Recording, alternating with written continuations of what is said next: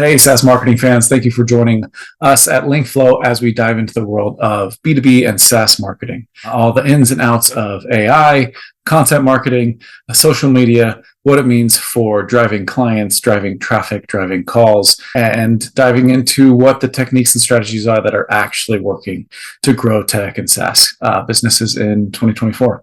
Hope you'll enjoy the series of interviews that we've recorded. Hey, good morning, Traci. Thank you so much for joining the call today. Good afternoon, Daniel. Thanks for having me. Global economy. Yeah, but actually, where are you at? It's even afternoon for me in the Pacific time. It's just, it feels like Monday vibes. Yeah. Mornings end up being extra long on Mondays, I think. So yeah, it is what it is. Yeah. So good afternoon. Thank you so much for getting on the call today to chat a little bit about marketing, AI, SaaS marketing, kind of branding and awareness, and that adventure, that Rubik's Cube is, I love talking about it and I love talking to other marketers about it. So I'm really excited to meet you. I mean, we haven't chatted before. We got connected through a mutual colleague, but to hear about your adventures and your war stories of what's working, what's not, as Google continues to change things, as you know, the social platforms continue to change things, and as user behavior shifts in response. I mean, people were used to doing things one way 5 years ago, 10 years ago, really very dependent on Google. And now that behavior has even shifted. So I'm excited to hear from you on your side, what you've seen happen in user behavior and how you're responding to it. But yeah, why don't we start with just a little background on how you got to where you are today, who maybe some of the people you've worked with and what you're doing now. Yeah, so my name is Traci Ruether. I'm currently serving as a content marketing consultant, specializing in the B2B tech space. So I partner with a number of brands, and I'm kind of working with them on everything from, advising on SEO best practices, creating a content strategy and calendar, actually creating the content itself. And also I do some ghostwriting and things like that. So I found my way into content marketing by way of my first role as a copywriter with Level 3 Communications was what it was called at the time. It was then acquired by CenturyLink and spun off and rebranded as Lumen.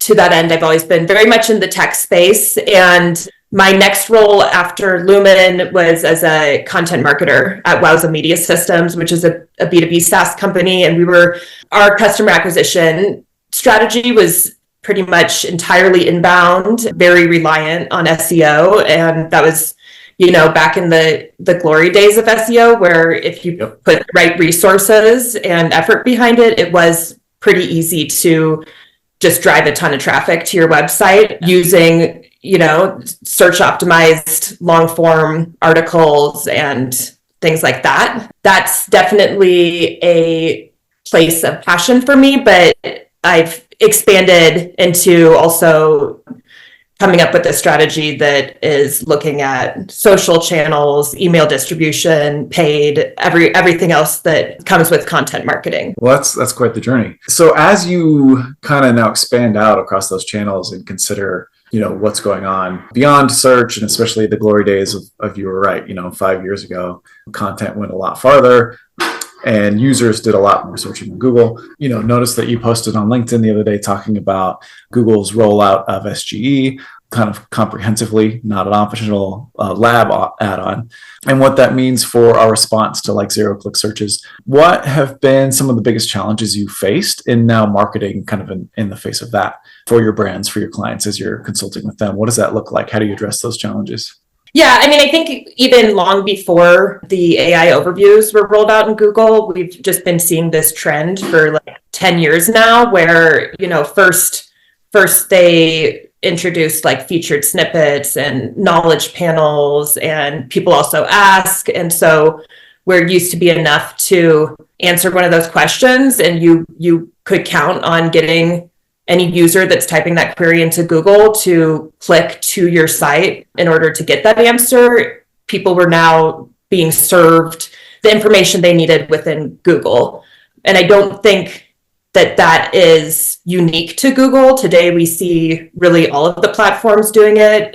I mean, Instagram, you can't post a link in the caption to something. And LinkedIn, a lot of marketers used to just use it to share, hey, here's our recent blog, but anyone who's paying close enough attention knows that any of those posts that are just a link to something else are not going to get the same reach or impressions as something that is created so that it can be consumed more natively within the platform.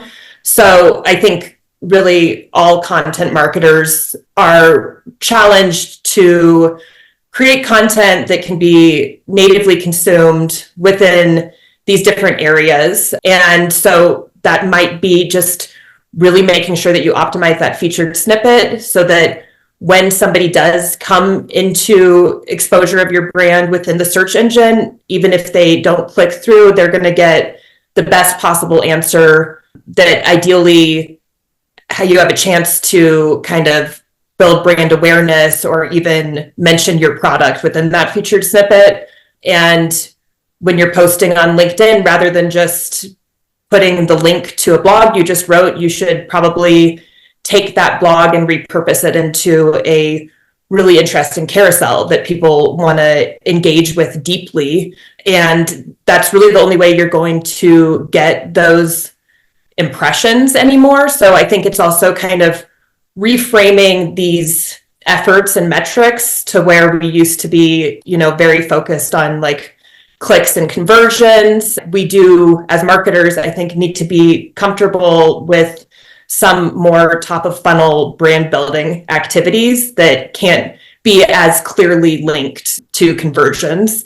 You mentioned in your question also just the way users engage with content. And I think in B2B SaaS, especially, like that is a long sales cycle. And so you really have to be comfortable with some of these less conversion focused efforts in order to even be on these people's radar to begin with. Yeah, that's true. I mean, a lot of our clients are really high consideration or targeting high consideration persona groups. And so it's not going to be the first search that's then going to drive the call or the lead or the contact that turns into a giant contract.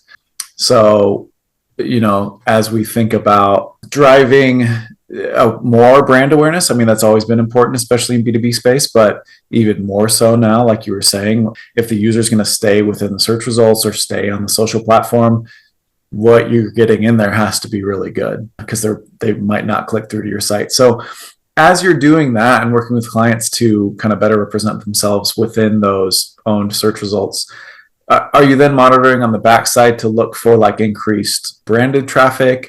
How does that turn into like a next step in that high consideration journey to then turn into, calls, calendar events, that kind of thing? What are you seeing on that side for a KPI?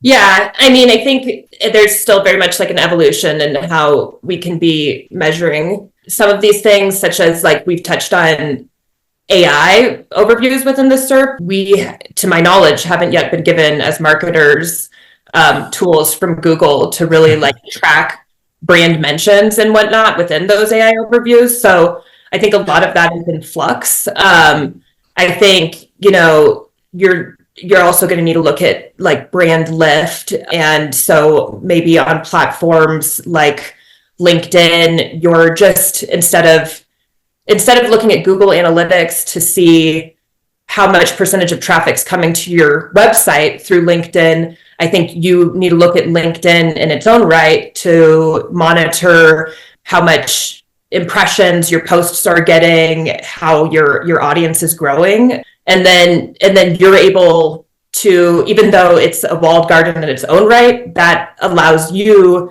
to have your own owned audience within LinkedIn. So, you can send newsletters to your LinkedIn audience specifically. And in that case, that really does become valuable to just build your user base within these different platforms. That's really smart. So using each platform's analytics set to look for engagement over, referred traffic to the main site. Yeah, no, I like that. So what are some of the ways that you're innovating in that with your clients to kind of stay ahead of the curve? I think related to the point above, I think it's no longer enough just to, create a long form like SEO report and call it good. You're really just as much or more of the effort that you're putting on content creation should be dedicated towards content distribution. And I think that's through repurposing that long form article into like a carousel, an infographic, maybe a webinar, and maybe you're taking clips from that webinar that you're resharing on these social channels, but really trying to get the most bang for your buck out of each piece of content that you create. I think likewise, we've all been hearing about EEAT for years. And, you know, the phrase thought leadership is often like overused, but I would say that in a world of AI generated content everywhere, where paradoxically, we also have more ease and flexibility to create user-generated content than ever before. We really should be shifting our focus to not just be about this branded content that you're posting from your company LinkedIn page, but also doing employee advocacy and, you know, executives building their own audience on LinkedIn. Likewise, I think that's important in an SEO sense, because we know that you're going to do better if you have like an actual name on an article, but you're also going to be able to stand above the AI generated content when you are creating an article from an actual expert in the field that ideally has even like some research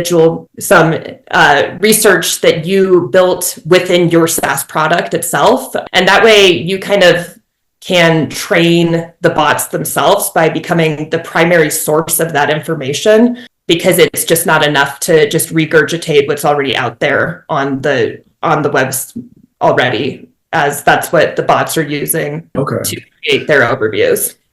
So you're suggesting like in working with like B2B, like subject matter experts, those founders, those teams, like know from a human perspective, their niche and their own data, present it in a new way. The AI is not just regurgitating more AI generated content. And so that's where they can win, by being like thought leaders in that industry, but from like a human perspective. And I think, you know, beyond that, sharing like a unique POV that the chatbot can't come up with, or even a firsthand experience. Like if you are advertising to developers, then, you know, if you say you have a B2B video API and you're advertising to video developers, then what's going to resonate with them a lot better than some AI generated article on like video developer trends is going to be something that's actually firsthand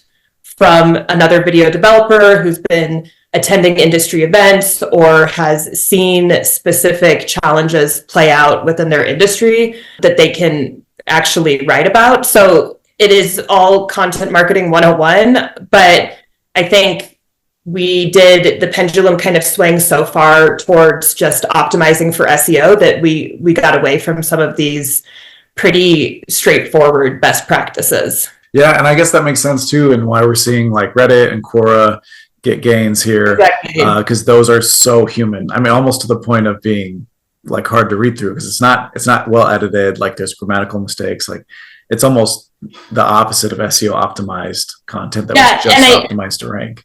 And I think to that end, there's an AI thought leader named Heather Murray, AI marketing, and she's even kind of talked about how she thinks that some of these flaws are going to be what stands out. So like a typo or a person in a video saying or, you know, the cat running across the screen, just these more human things in a world where everything's so polished by nature of being generated by bots. It's really that human authenticity that is going to capture people's attention more so.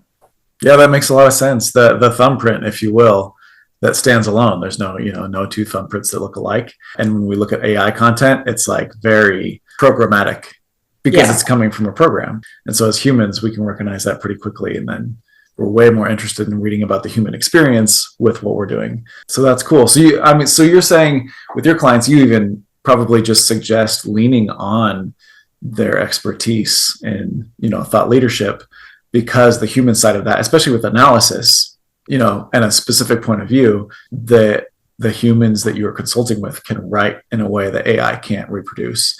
And I mean, even talking about EAT, expertise and experience are human capacities that, other humans are looking to respond to and learn from. So that makes a lot of sense.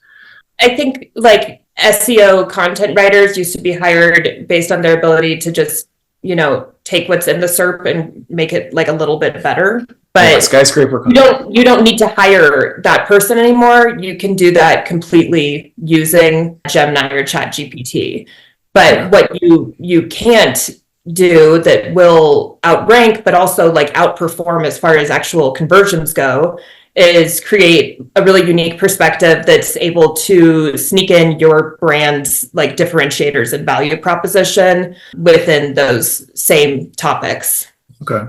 So how do you work then when you're working with clients, especially in B2B and in SaaS, usually those teams internally are just slammed, very busy. So in getting content output there, how do you partner with them? What does that look like to help get their expertise kind of thoughts on paper? I mean, I think like a big part of it is as an SEO, as a content marketing consultant, really like educating them that this is what we need to do. We need to go above and beyond. We need to either create original research by looking at the data you have within your product, or by sending out like a customer survey so that we can be that primary source of information. Or alternatively, if that's too big of a lift, which it often is, I'm still very much advocating for the opportunity to interview the different subject matter experts that they have, so that I can really make sure that whatever content I'm creating for them is very much providing a ton more value than any of the AI generated content out there. And then I think also it's about, just as you're thinking about repurposing content across different channels, you should also be thinking about how you can kind of build your credibility through your efforts across these channels. So with a lot of clients, I will embed a LinkedIn post from their executives that within a given article, so that I can really add that like personal element to these articles, and again really establish that this article that somebody's reading is fully created by humans and is not just this corporate speak or this AI speak that is just so prevalent out there today. It's really smart. Okay, so then as we look ahead, like we're kind of in this new current state right now that, like you said, we've kind of been progressing into for 10 years of more and more zero-click searches with snippets, with some other features that Google's pushing to take up more and more real estate in the SERPs. We have to kind of reinvent and rethink through, okay, where are users going and how do we help our clients show up there? What emerging market trends do you think will be most impactful for SaaS, specifically platforms, in the next year, 3 years, 5 years? Yeah, I mean, I don't know if this is specific to SaaS, and I don't know if it's really an emerging trend or, again, just back to the basics, but knowing that users across the internet are spending their time in these different major platforms, I think it's more important than ever for us for any B2B SaaS company, but really any company to that end, to really understand where their ideal buyers are spending their time, and then double down on those channels. So if they're spending a lot of their time on Reddit, then you need to build a presence there. If they're spending a lot of their time on LinkedIn, then likewise, you should be doing that. I think also that, again, just bringing that human element to the content that we're creating. Obviously, video is one of the best ways to do that. And so really any company out there that doesn't have a YouTube strategy in place, I think is missing major opportunity, not just because you can, showcase your actual subject matter experts and allow people to consume the content on their own terms. But as we know, YouTube, I think, is the second biggest search engine. That might have changed. I think TikTok just passed it. Yeah. Okay. Yeah, so TikTok just passed it likewise, last year, right? Still a video, still a video strategy. I don't think TikTok's not relevant to a lot of the B2B SaaS organizations that I'm working with, but it is to some. I do see some interesting B2B content that's been going out on TikTok. And so Yeah, I would say video is something that nobody should be sleeping it on, and that it really is closely tied to SEO today.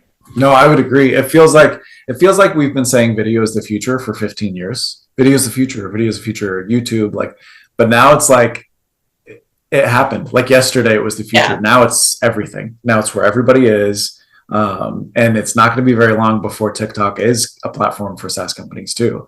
There's going to be, the SaaS side of TikTok, which is going to be weird, but we're going to get there like tomorrow or next week. So that's a really interesting, I feel like we could have a whole conversation about that and the use of video. But as we close the call, I wanted to thank you so much for your insightful answers and just chatting through marketing. But I've got a lightning round of questions that I wanted to fire off at you. So just no wrong answers here, just your favorites, yes or no. Nobody's judging. But here are like 5 questions that I like to throw out there. One is analytics platforms, GA4 or Universal? Universal. Yeah. Okay, good. That's still haven't even like fully figured out GA4. So I don't think Google has figured out GA4 yet. Yeah. Okay, number 2, favorite SEO tool. Could be anything, but here's a few: Ahrefs, SEMrush, SEO Clarity, Bright Edge. Yeah, I'm going to say one that's not on that list. My favorite SEO tool is Keywords Everywhere. And I really think like if you had a limited budget, well, for my own consultancy, that was the very first tool I purchased. A lot of my clients, they have a SEMrush, so I can use that. But I think, what you really need to do SEO is Google, and Keywords Everywhere turns Google searches into something much more actionable. So yeah, that's my one. That's a good answer. Yep, I'm going to add it to the list for the next time. Book consumption, paper, ebook, or audio? Paper fully. I think I tried to listen to one audiobook and I didn't finish it, and I don't have a tablet. So nice. Love it. Video conferencing, Zoom, Microsoft, Google, Carrier Pigeon. Zoom, I'd say, but I'm flexible. Yeah. Favorite podcast, influencer, speaker, and or channel? I'm not much of a podcast person, but I do follow a lot of B2B marketers on LinkedIn. So to name a few, I love Andy Crestadina. I love Rand Fishkin. Tim Davidson is also highly entertaining. And we talked about TikTok videos earlier. He's doing the B2B TikTok at its finest. So, yep, those are some of my top 3. Perfect. That's great. All right, cool. Well, thank you so much, Traci. This was a lot of fun. All the best in your marketing adventures, and would love to talk again sometime. Yep. Thank you, Daniel. It was nice to talk to you today, and I hope you have a good one. Thanks. You too.